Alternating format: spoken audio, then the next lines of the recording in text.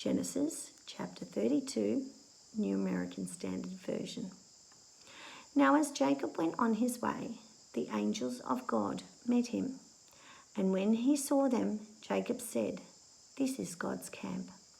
So he named that place Mahanaim. Then Jacob sent messengers ahead of himself to his brother Esau in the land of Seir, the country of Edom. He commanded them, saying, "This is what you shall say to my lord Esau.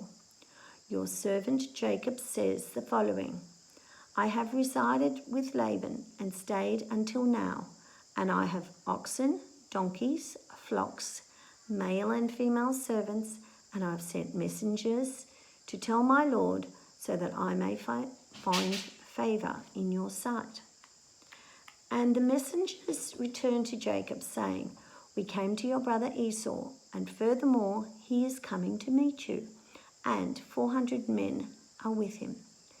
Then Jacob was greatly afraid and distressed, and he divided the people who were with him and the flocks, the herds, and the camels into 2 companies. For he said, "If Esau comes to the one company and attacks it, then the company which is left will escape."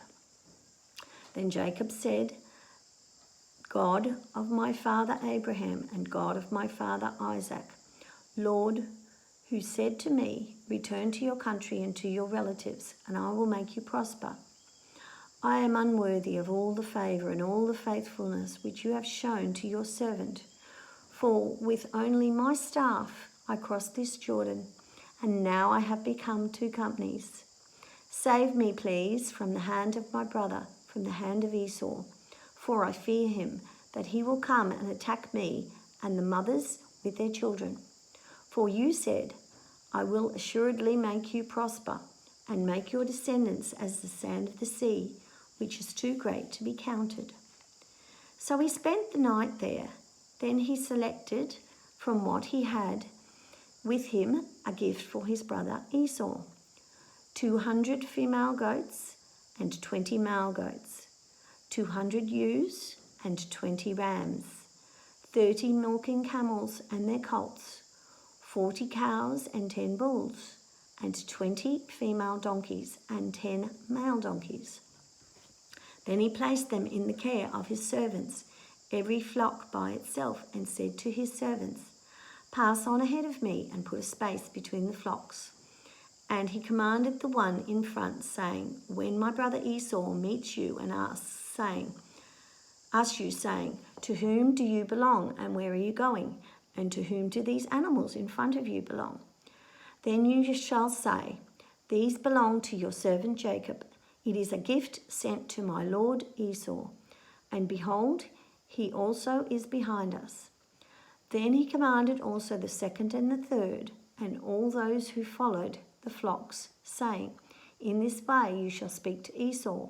When you find him, you shall say, 'Behold, your servant Jacob also is behind us. For he said, I will appease him with the gifts that goes ahead of me. Then afterwards I will see his face, and perhaps he will accept me.'" So the gift passed on ahead of him, while he himself spent the night in the camp. Now he got up that same night and took his 2 wives, his 2 female slaves, and his 11 children, and crossed the shallow place of Jabbok. Then he took them and sent them across the stream, and he sent across whatever he had. Then Jacob was alone, and a man wrestled with him until daybreak. When the man saw that he had not prevailed against him, he touched the socket of Jacob's hip, and the socket of Jacob's hip was dislocated while he wrestled with him. Then he said, "Let me go, for the dawn is breaking." And Jacob said, "I will not let you go unless you bless me." So he said, "What is your name?" And he said, "Jacob." Then the angel said, "Your name shall no longer be Jacob, but Israel, for you have contended with God and with men, and prevailed." And Jacob asked him and said, "Please tell me your name." But he said, "Why is that you ask my name?" And he blessed him there. So Jacob named the place Peniel, for he said, I have seen God's face to face, yet my life has been spared.